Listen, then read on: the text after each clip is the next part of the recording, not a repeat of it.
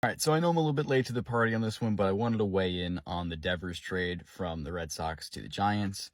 Definitely came as a shock. I didn't really have my ear to the ground with like Red Sox player news, but I did know about the whole offseason situation with him and the Bregman signing and kind of not liking that he was getting moved from third base to the DH. I know that when the Bregman signing happened, they were pretty quick to say, like, Bregman's going to play third and Devers will move into more of a DH spot, but he's going to play third every once in a while, which I think like sounded like a good call because Bregman is a much better defensive player and you still want to keep Devers bat in the lineup. But then when the season started, he had a very, very rough go of it.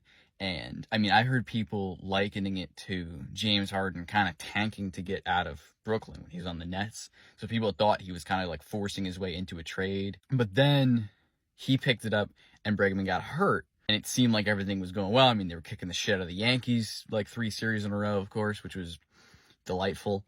But it seemed like they were kind of coming together. They started calling up their prospects like Roman Anthony from the minors. And then, like, it seemed like they were all coming together. And then this trade happened. And I do understand that the trade was a kind of a cap dump thing. It seemed like they didn't get a lot in return. And the most surprising thing for me about the trade is that it seems hasty. You know, if you're looking at your team and you know that you have an odd man out and you have to move someone, that's one thing. But with Bregman hurt and with the injuries they've been dealing with and with the guys in the minors who had been clawing their way up, it seems like they didn't know what the identity of the team was yet, just because of how all over the place everything was. And I think making a big move like that before you understand what your team is hasty. So it surprised me.